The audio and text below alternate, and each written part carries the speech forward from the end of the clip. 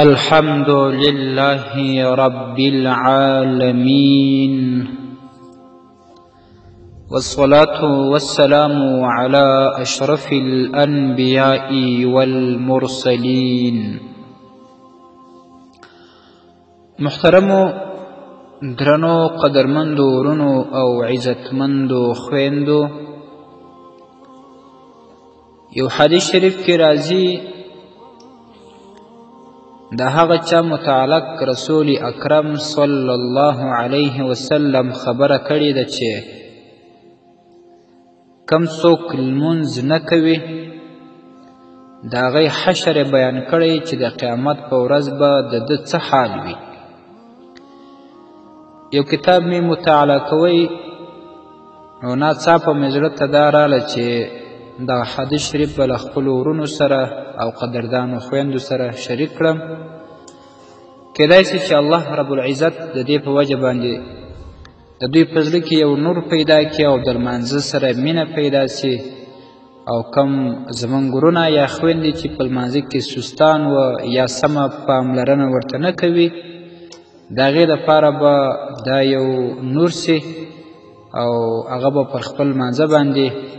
سمه پابندي ولګوي او سم لمونځ به کوي او سم احتیاط به ورسره کوي. د هر رکن او د هر سنت د هغه به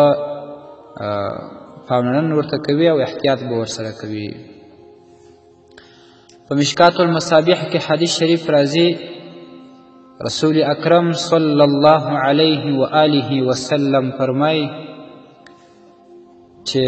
من حافظ علیها، یعنی که څوک محافظت وکړي د لمانځه په ښه شان باندې خپل لمونځ کوي او په خپل وخت باندې کوي او په جماعت باندې کوي، کانت له نورا و برهانا و نجاتا یوم القیامه، دغه لمونځ به د ده دپاره په ورځ د قیامت باندې یو نور وي او د ده دپاره به د ایمان دلیل وي، او د قیامت په ورځ به د دې لمونځګزاره دپاره دغه لمونځ د نجات یوه ذریعه وي چې الله تبارک وتعالی به دی د دې لمانځه په برکت باندې وبخښي او ده ته به د جهنم څخه نجات ورکړي، او د ده دپاره به دغه لمونځ یو نور وي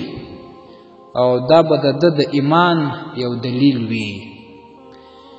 او بیا د هغه وروسته نبی کریم صلی الله علیه وسلم دا فرمایي چې کم څوک د لمانځه محافظت نه کوي، لمونځ پر خپل وخت نه کوي، لمانځه کې سستي کوي یا که لمونځ کوي داسې کوي چې هغه د لمانځه ارکانو ته هیڅ پاملرنه نه کوي چې زه باید څوکه وکم، قرار یې وکم او هر رکن ته په ښه نظر باندې وګورم، په ښه درناوي باندې هغه وکم، هسې تر سره اړوي. نو د هغه حکم هم نبی کریم صلی الله علیه وسلم بیان کړی چې د هغه حشر او د قیامت ورځ به بیا څنګه وي. ومن لم یحافظ علیها، او هغه څوک چې هغه د لمونځ حفاظت ونه کړي، یعنی لمونځ نه کوي، یا شارحینو په مرقات و مفاتح کې راځي چې یا د لمانځه د ارکانو یا د شرایطو او دا شان د هغې د سننو د هغې هیڅ پاملرنه نه کوي، هغې ته دی په ښه سترګه نه ګوري، هسې تر سر اړوي، ماسې خپلې ځان ته یو بهانه جوړوي چې ما خو لمونځ وکړ. نو بیا نبي کریم صلی الله علیه وسلم وایي چې لم تکن له نورا ولا برهانا ولا نجاتا، نو دا به بیا د ده دپاره په ورځ د قیامت باندې نه نور وي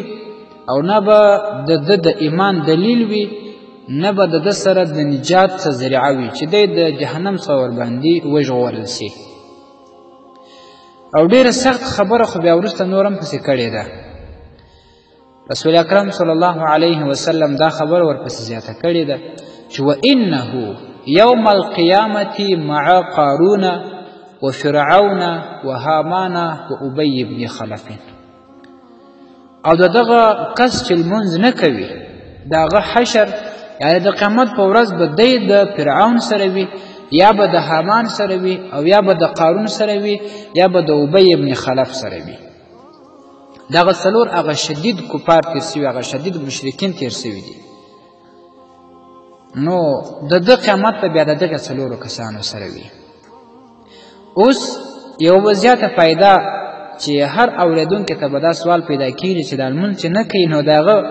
حشر خو د فرعون یا د حامان یا د قارون یا د ابی بن خلف سره ولې کېږي؟ کفار خو نور هم ډېر زیات دي، د مخه تېر سوي، وروسته تېر سوي. نو د هغې په جواب کې به ووایو چې د دنیا یا د رزق د حاصلولو لپاره عموما څلور طریقې دي. یو حکومتي ده، دویمه ملازمت ده، درېیمه صنعت ده او څلورمه تجارت. په دې څلورو طریقو باندې انسان هغه دنیا حاصلوي، دنیا خپل لاس ته راوړي. نو هر څوک چې په دې کې مشغول شي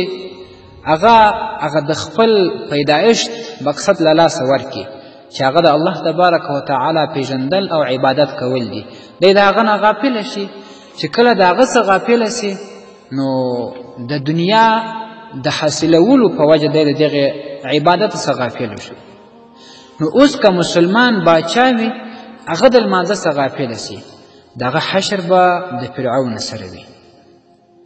چې مسلمان باچا وي او د لمانځه نه غافله وي، لمونځ نه کوي، یا په ښه شان نه ادا کوي، د هغه حشر د قیامت په ورځ به دی د فرعون سره وي. او که چیرې مسلمان ملازم یا نوکر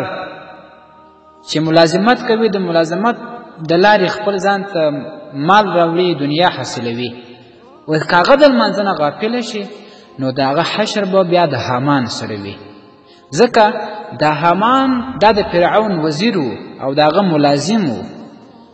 نو دا کم مسلمان چې د لمانځه پابندي نه کوي، ترې غافله وي او دی د نوکرۍ په حالاتو کې د نوکرۍ د لارې دنیا حاصلوي، نو د هغه قیامت او حشر به بیا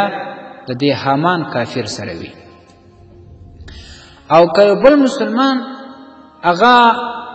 د صنعت یا کارخانې والا وي، نو کارخانو والا که چیر د لمانځه څخه غافله سي او دی مسلمانان وي، د هغه حشر به بیا د قارون سره وي،